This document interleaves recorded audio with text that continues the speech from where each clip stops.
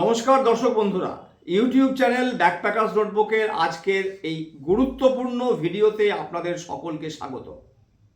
আজকের এই ভিডিওতে ইন্ডিগো এয়ারলাইন্সের কারণে আমার একজন সাবস্ক্রাইবারকে কি চরম ভোগান্তির মধ্যে দিয়ে যেতে হয়েছে, কি রকমের অসম্ভব অর্ডিয়াল তাকে এবং তার পরিবারকে ফেস করতে হয়েছে, আজকের ভিডিওতে থাকবে সেই কাহিনী। এটা একদম সত্যিকারের কাহিনী এবং আমি আপনাদেরকে অনুরোধ করছি পুরো ভিডিওটা অবশ্যই দেখুন, যাতে করে নিজে এই বিষয়ে আপনি সাবধানতা অবলম্বন করতে পারেন এবং আরও অন্যকে সচেতন করতে পারেন। তারাও যদি এই ধরনের অবস্থার মধ্যে পড়েন তাহলে তারা কি করবেন সেই সম্বন্ধে সেই মুহূর্তে তারা ডিসিশন নিতে পারবেন, আগে থেকে যদি তারা এই বিষয়টা সম্বন্ধে সচেতন থাকে।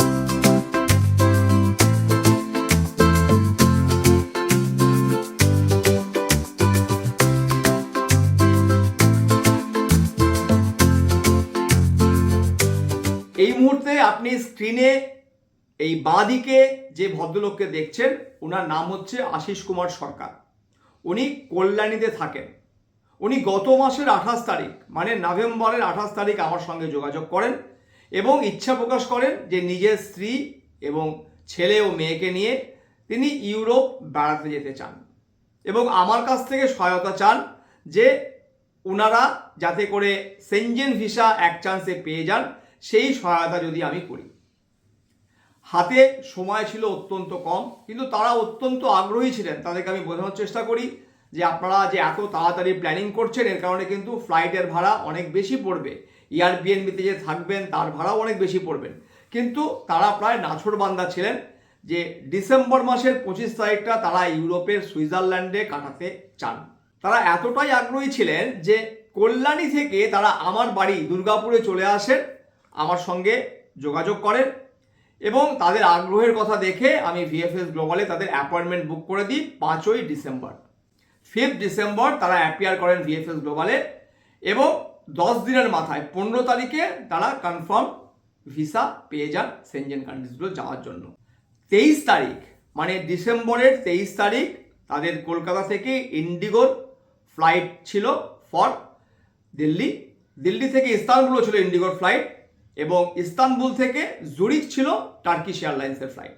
তারা ইন্ডিগোর সাইট থেকে তাদের টিকিট কাটেন এবং যথারীতি তারা সমস্ত কিছু লাগেজ টাগেজ নিয়ে তারা পৌঁছে যান কলকাতা বিমানবন্দরে এবং সেখানে তারা ব্যাগেজ দিয়ে দেন এবং ফ্লাইটে চড়ে দিল্লি পৌঁছান।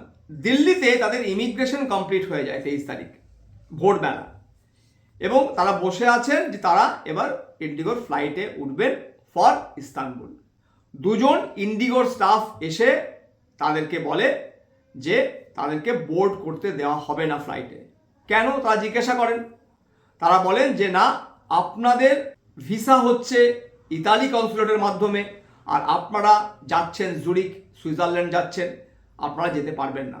ওনারা যথারীতি ঘাবড়ে যান, কারণ এটা ওনাদের প্রথম ইউরোপ ট্যুর। উনি আমাকে ফোন করেন, তখন ঘড়িতে সকাল 5:45 বাজে। তখন আমি ওনাদেরকে বুঝিয়ে বলি যে ওনাদের অফিসারদেরকে বলতে যে যেহেতু আপনি 6 দিন থাকছেন ইতালিতে আর মাত্র 3 দিন থাকছেন সুইজারল্যান্ডে, তাই স্বাভাবিকভাবেই আপনি লংগেস্ট স্টে যে ইউরোপিয়ান কান্ট্রিজে হবে তার মাধ্যমেই আপনাকে ভিসা করতে হবে, এটাই নিয়ম। যখন এটা অফিসারদেরকে বলেন, মানে ইন্ডিগোর যে স্টাফ, অফিসার কিনা আমি জানি না, ইন্ডিগোর যে স্টাফ তাদেরকে বলা হয়, তখন তারা বলেন আপনাদের ডকুমেন্টগুলো দিন। ডকুমেন্টগুলো দিয়ে বলেন আপনারা ওয়েট করুন। ইতিমধ্যে কিন্তু ফ্লাইট ছেড়ে দিয়েছে।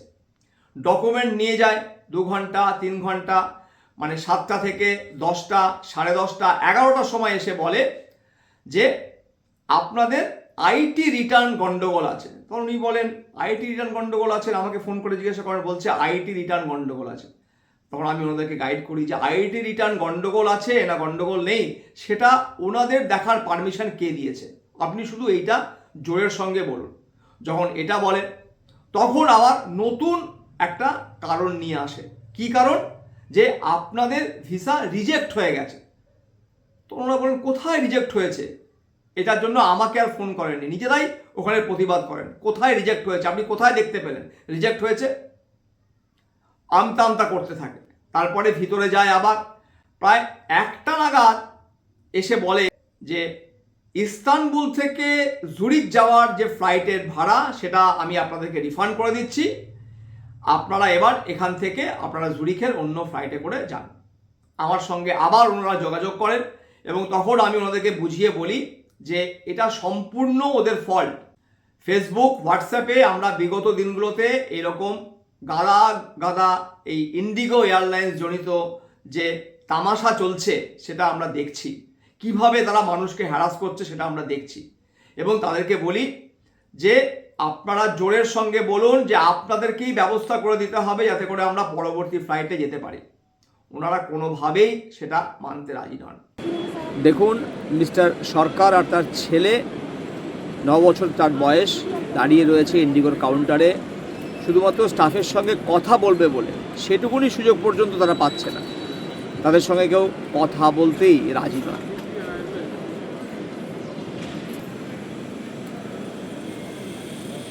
এবং এখানে একটা কথা বলি, এই আশিস কুমার সরকার মহাশয় অত্যন্ত সজ্জন একজন মানুষ, অত্যন্ত টিমিড মানুষ। উনি কিন্তু খুব জোরের সঙ্গে কথা বলতেই পারেন না। সমস্ত মানুষ তো এক নয়। উনি খুব নরম প্রকৃতির মানুষ। উনি উনার মতো করে যেটুকুনি পেরেছেন উনি বলছেন। এবং আপনারা ভালো করেই জানেন যে সবাই শক্তের ভক্ত হয়, কিন্তু নরম যে তার উপরে নানা রকমের চাপ তাকে সহ্য করতে হয়। এবং ইতিমধ্যে ওনারা আবার আমার সঙ্গে যোগাযোগ করেন, মানে I was continuously in touch with them, কি হচ্ছে না হচ্ছে। এবং এক সময় আমি ফোনেও ওনাদের যে অফিসার আছে তাদের সঙ্গে কথা বলার চেষ্টা করেন, কিন্তু অফিসার আমার সঙ্গে বেশিক্ষণ কথা বলতে চান না। আমি শুধু এটুকুনি বলেছিলাম যে আপনার পরিবারের সঙ্গে যদি এরকমটা হয় তাহলে হোয়াট ইউ উইল ডু, আপনি কী করবেন। এটা বলা মাত্রই উনি বলেন যে আমরা ওনাদের ফ্লাইটের ভাড়াটা ফেরত দিয়ে দিচ্ছি। এবং ফ্লাইটের ভাড়াটা ফেরত দিচ্ছি সেটারও কিন্তু কোনো রিটেন কিছু দেননি, শুধু মৌখিক বলেছেন ফ্লাইটের ভাড়াটা ফেরত দিয়ে দেবেন। নিজেরাই শুনুন এক্স্যাক্টলি কি বলেছেন।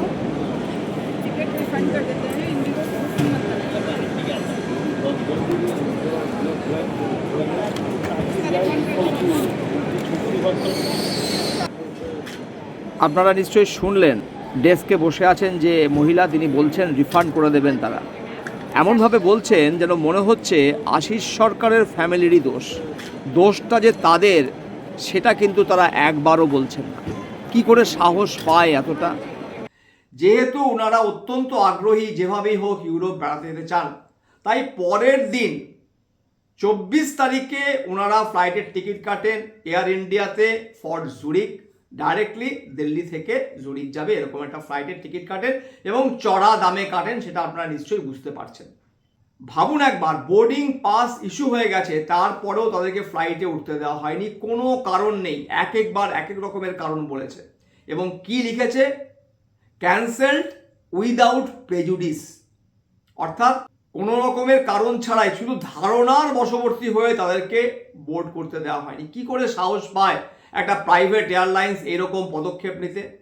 যে অসহনীয় কষ্টের মধ্যে এই বাচ্চাগুলো দুটো, একটি কম বয়সী ছেলে, তার বয়স মাত্র 9 বছর, আর একটি মেয়ে যে ক্লাস 11-এ পড়ে, এদেরকে ভাবুন তো, এয়ারপোর্টে সারা দিন তারা খাওয়া নেই দাওয়া নেই। আগের দিনকে তারা কলকাতা এয়ারপোর্ট থেকে ফ্লাইট চেপেছে, তারপরে সেই রাতটাও তারা রেস্ট পায়নি, সারা দিন তারা রেস্ট পায়নি। তাহলে এই যে কষ্টটা এদেরকে সহ্য করতে হলো, এটার কারণ কি?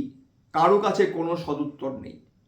আমি আপনাদেরকে অনুরোধ করছি, এই ভিডিওটা যতটা বেশি করে সম্ভব আরও মানুষের কাছে পৌঁছে দিন। এটাই আমাদের একমাত্র চাহিদা, যে এই বিষয়টা আরও মানুষের কাছে পৌঁছাক, যাতে করে তারা শুধু নিজেরা সচেতন হওয়া নয়, তারা এর বিরুদ্ধে আওয়াজ তুলতে পারেন।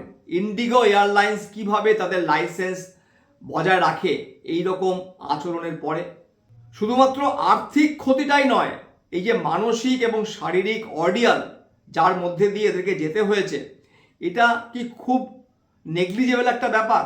একজন ভারতবাসীর কি এটা প্রাপ্য? প্রাইভেট এয়ারলাইন্সগুলো কি আমাদের উপরে এই রকম আচরণ করতে পারে? তারা কিভাবে এরকম সাহস পায়? আজকে যদি আপনি আওয়াজ না তোলেন তাহলে কালকে আপনার সঙ্গে এরকম হবে না, আপনি নিশ্চিতভাবে বলতে পারেন। তাই আমি বারবার করে ওদেরকে বলেছিলাম যে তোমরা তোমাদের অডিয়ালগুলো, তোমার কষ্টটা, তোমরা যে ফেজটার মধ্যে দিয়ে গেছো, তোমরা সেটা নিজেরা আমাকে ভিডিও করে পাঠাও। কিন্তু সত্যিই কি এটা তাদের পক্ষে সম্ভব? যে অসম্ভব অসহনীয় কষ্টের মধ্যে দিয়ে তাদেরকে এই সময়টা পার করতে হয়েছে, তাদের পক্ষে কি ভিডিও করা সম্ভব? তারা অল্প একটু ভিডিও বর্ষা করে পাঠিয়েছে, আপনারা শুনুন কি বলছে বর্ষা। আমরা 22 তারিখ রাত্রেবেলা কলকাতা এয়ারপোর্ট থেকে দিল্লি আসার উদ্দেশ্যে আমরা রাত 1:30টার ফ্লাইটে আমরা রওনা দিই এবং দিল্লি ফ্লাইটে 4টের মধ্যে আমরা পৌঁছে যাই। সেখানে আমাদের 6টার সময় ইস্তানবুল যাওয়ার উদ্দেশ্যে আমাদের ফ্লাইট ছিল এবং সেখানে আমাদের দিল্লি এয়ারপোর্টে আমাদের ইমিগ্রেশন, আমাদের যত সিকিউরিটি চেকিং যা আছে আমাদের সমস্ত ক্লিয়ার হয়ে যায় এবং ফ্লাইটে ওঠার আগে আমাদের ইন্ডিগোর দুজন স্টাফ আমাদের ডকুমেন্টস দেখতে চায় এবং আমরা ডকুমেন্টস দেখাই।